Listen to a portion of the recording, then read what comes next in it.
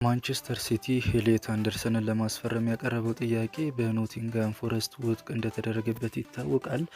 ታዲያ የአንደርሰን ዝውውር ካልተሳካ ሲቲ ፊቱን ወደ ሳንድሮ ቶናሊ እንደሚያዞር ተነግሯል። ማንቸስተር ዩናይትድ እና አርሰናልም የቶናሊ ፈላጊ መሆናቸውና ሁለቱም ሁኔታውን በቅርበት እየተከታተሉ መሆኑ ተዘግቧል። ስለዚህ ለሲቲ በአንጻራዊነት ቀላሉ ፊርማ የአንደርሰን ዝውውር ስለመሆኑ ብዙዎች እያነሱ ይገኛሉ። በቀጣይ ቀናትም ሲቲ ለአንደርሰን ዝውውር የተሻሻለ የዝውውር ጥያቄን እንደሚያቀርብ ይጠበቃል። ዌስትሃም ለማቲዩስ ፈርናንዴዝ ተገቢ ነው ብሎ ያመኑበትን የዋጋ ተመን ይፋ አድርገዋል። ተጫዋቹን የሚፈልግ ማንኛውም ክለብ ከ80 ሚሊዮን ፓውንድ ያላነሰ የዝውውር ገንዘብ ማቅረብ እንዳለበት አሳውቋል ነው የተባለው። ከማንቸስተር ዩናይትድ ውጭ የትኛውም ክለብ እስካሁን ምንም አይነት የዝውውር ጥያቄ ለዚህ ተጫዋች እንዳላቀረበም ነው የተጠቀሰው። ዩናይትድ ግን ከዌስትሃም እና ከተጫዋቹ ጋር በዝውውር ሂሳቡና በግል ጥቅማ ጥቅም ዙሪያ ንግግር ማድረጋቸው ነው የተዘገበው። የፈረንሳዩ ኃያል ፔዥም ፈርናንዴዝን ከሚፈልጉ ክለቦች መካከል አንዱ መሆኑ ሲገለጽ፣ እስካሁን ግን ይፋዊ የዝውውር ጥያቄ እንዳላቀረበ ነው የታወቀው።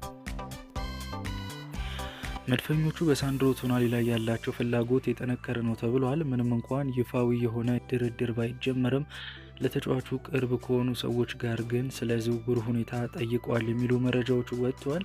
ፋብሪዚዮ ሮማኖ እንዳስነበበው ከሆነ የዚህ ተጫዋች ከኒውካስል የመልቀቅ ነገር እየሰፋ መጥቷል። እናም በርከት ያሉ ታላላቅ ክለቦችም ፊርማውን ለማግኘት ተጋድሎ ማድረጋቸው አይቀሬ ነው ሲል ዘግቧል።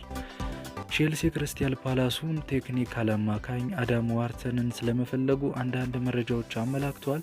ሰማያዊዎቹ ከሞይሴስ ካይሴዶ አጠገብ የሚሰለፍ አማካኝ ለማስፈረም እንዳቀዱን የተገለጸው።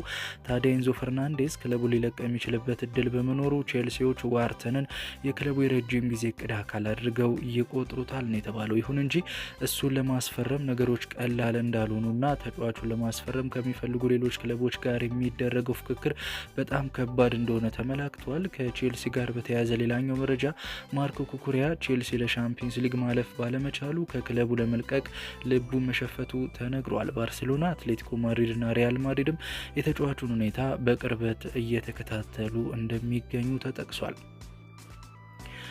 ሊቨርፑሎች አንዶኒ ራዮላን የክለቡ ዋና አሰልጣኝ አድርገው መሾማቸውን ይፋ አድርገዋል። ከፊርማው በኋላ ራዮላ ሲናገሩም ሊቨርፑል እንዲማርክህ ብዙ ነገሮች አያስፈልጉህም፣ ሊቨርፑል ነው።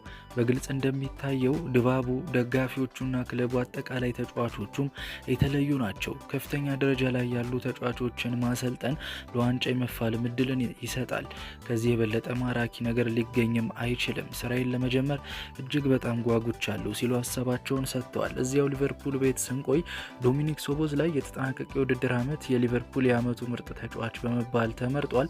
አርቢ ላይፕዚግ በሊቨርፑል የሚፈልገውን የመስመር አጥቂ አንዲዮ ሜንዴን ለመሸጥ ፍላጎት እንደሌላቸው ሲገለጽ፣ ምናልባት ሊለቁት የሚችሉት ቢያንስ የ130 ሚሊዮን ፓውንድ የዝውውር ጥያቄ ከቀረበላቸው ብቻ ነው ተብሏል። ታዲያ ሊቨርፑልም ነገርየው ከባድ ቢሆንም ተጫዋቹን ለማስፈረም አሁን ላይ ጠንካራ አቋም ይዟል ነው የተባለው።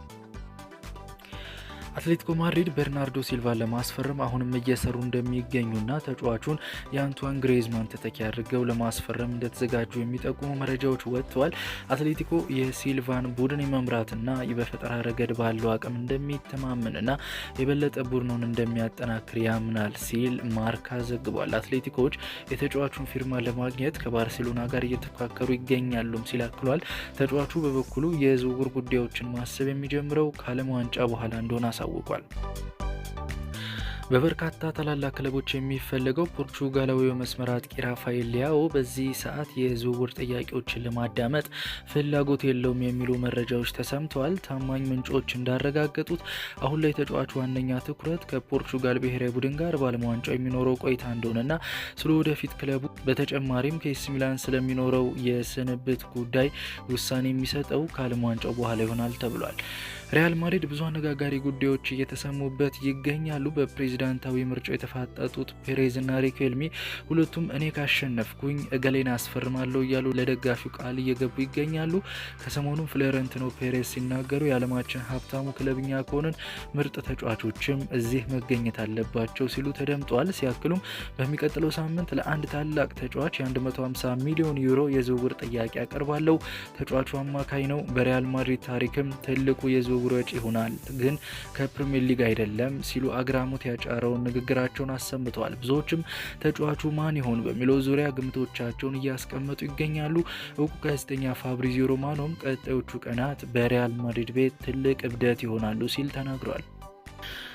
በትራንስፈር ማርኬት መረጃ መሰረት በፕሪሚየር ሊጉ ያሉ ክለቦች የስኳዳቸው የገንዘብ መጠን ይፋ ሆኗል። በዚህም ማንቸስተር ሲቲ በቀዳሚነት ሲቀመጥ አጠቃላይ የስብስቡ ዋጋ 1.32 ቢሊዮን ዩሮ እንደሚገመት ነው የተገለጸው። አርሰናል እንደዚሁ በሁለተኝነት ሲከተል የቡድኑ የተጫዋቾች አጠቃላይ ዋጋ 1.25 ቢሊዮን ዩሮ ነው ተብሏል። ሶስተኛ ደረጃን የያዘው ደግሞ ቼልሲ ሲሆን የጠቅላላ ተጫዋቾቹ ድምር ዋጋ 1.12 ቢሊዮን ዩሮ እንደሆነ ተጠቅሷል። ሊቨርፑልና ማንቸስተር ዩናይትድ አራተኛና አምስተኛ ደረጃን በመያዝ ተከታትለው ተቀምጠዋል።